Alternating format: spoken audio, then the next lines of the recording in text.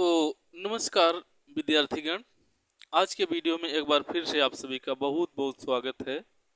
तो आज के वीडियो में हम लोग देखने वाले हैं जो सीटेट का एग्जाम देने जा रहे हैं उनके लिए वीडियो है। तो इस वीडियो में यही हम बताने वाले हैं, सीटेट में जो आपका अपठित गद्यांश या अपठित पद्यांश आता है हिंदी में, उसको आप हल कैसे करेंगे। इसी में आपको थोड़ा दिक्कत होता होगा और गलती भी आप बहुत करते हैं और आपका प्रश्न गलत हो जाता है, आंसर गलत करके चले जाते हैं। तो आज देखेंगे कैसे हम इसको करें कि प्रश्न आपका सही हो, गलत ना होने पाए। ठीक है, तो चलिए देखते हैं कैसे करेंगे। तो अपठित गद्यांश क्या, अपठित गद्यांश हिंदी वाला देख रहे हैं, हिंदी को, और संस्कृत भी इसी तरह से आप देखेंगे, और अंग्रेजी जो भी आपका सब्जेक्ट रहेगा उसको देखेंगे। तो हिंदी को आप कैसे करेंगे, तो सबसे पहले आपको करना क्या होगा। सबसे पहले आपको एक काम करना पड़ेगा। जैसे आप गद्यांश कर रहे हैं, ठीक है, मान लीजिए आप अपठित गद्यांश कर रहे हैं। क्या कर रहे हैं? अपठित गद्यांश कर रहे हैं हिंदी वाला। तो इसको आपको सबसे पहले एक काम करना होगा। जो भी पेपर में गद्यांश आया है उसको पूरा पढ़ेंगे। क्या करेंगे? पूरा पढ़ेंगे, पढ़ेंगे पूरा गद्यांश को, गद्यांश को पढ़ेंगे। पढ़ने का मतलब ये नहीं है कि सिर्फ रीडिंग लगा लिए, ये पढ़ना नहीं होता है। ठीक है, कहने का मतलब जल्दी जल्दी आप पढ़ डाले, उससे कोई मतलब नहीं निकलता है। पढ़ना कैसे है, पढ़ने का भी तरीका होता है। कैसे पढ़ेंगे? समझते हुए, समझते हुए पढ़ेंगे, समझते हुए और धीरे धीरे। धीरे धीरे का मतलब आराम आराम से पढ़ना है, स्पीड में नहीं पढ़ना है। ठीक है, समझते हुए इसको पढ़ेंगे। क्या पढ़ेंगे? गद्यांश को समझते हुए। उसमें शार्ट में कुछ विषय दिया रहता है, किसी चीज पर, किसी विषय पर गद्यांश दिया होता है, तो उस गद्यांश को आपको पढ़ना होगा धीरे धीरे समझते हुए। एक एक लाइन पढ़ेंगे और उस लाइन का मतलब भी समझते चले जाएंगे। ठीक है, जब मतलब समझते हैं तो प्रश्न देखने के बाद आपके दिमाग में उत्तर आ जाता है। ठीक है, सिर्फ अगर रीडिंग लगाएंगे तो आप देखेंगे कि जो पढ़े आपको, आपके दिमाग में कुछ बैठा ही नहीं है। तो ऐसे नहीं करना है, आपको समझते हुए। छोटी सी कहानी भी हो सकती है उसमें,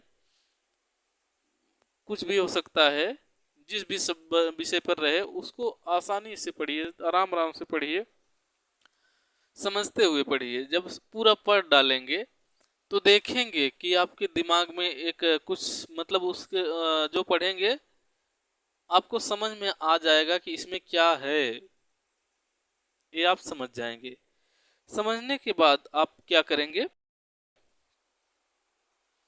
आप प्रश्न को पढ़ेंगे। ठीक है, प्रश्न पढ़ेंगे, प्रश्न पढ़ेंगे।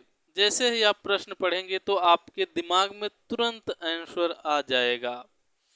दिमाग में तुरंत आंसर आ गया, लेकिन तुरंत टिक नहीं कर देंगे। ठीक है, आंसर तो आ गया। जो आंसर आपके दिमाग में आ गया वो अपने दिमाग में रखिए उस आंसर को। इसके बाद जो ऑप्शन दिया रहेगा उसमें से देखिए, हाँ ये सही है, सही है, अभी मत लगाइए। फिर एक बार कंफर्म करने के लिए गद्यांश की लाइनों को देखिए कहाँ पर वो है। वो मिल गया, मान लीजिए कहाँ पर है, तो मिल गया और ऑप्शन में वही सही है, तब आप उसको टिक कर दीजिए। ठीक है, टिक यानी क्या गोला करना होता है, तो उसको आप सही कर दीजिए, वो अपना टिक कर दीजिए जो ऑप्शन सही रहे। ठीक है, ऐसे करना है, समझ करके पढ़ना है। और जल्दीबाजी में जो 10 बार आप पढ़ लेंगे कुछ भी नहीं समझ में आएगा। एक एक बार ही पढ़िए, आराम से समझते हुए पढ़िए, आपके दिमाग में वो आ जाएगा।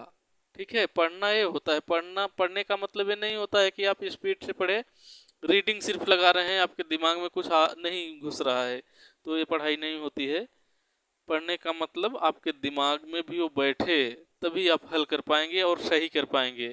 ठीक है, और इसमें व्याकरण ज़्यादा नहीं आते, एक आध नंबर का व्याकरण आ जाता है, एक नंबर का आता है, लगभग एक नंबर का ही आता है। तो उस व्याकरण आसान रहता है। व्याकरण अगर सामान्य व्याकरण आप पढ़े हैं तो आप व्याकरण वाला भी एक नंबर सही कर लेंगे। और ये आसान ही रहता है, आप समझ कर पढ़ेंगे, देखेंगे। आप पहले हल करिए, आप घर पर ही हल करिए, देखिए जैसे हम बता रहे हैं, आराम आराम से पढ़िए, समझते हुए पढ़िए और हल करिए, देखिए आपका सबका सब सही होगा।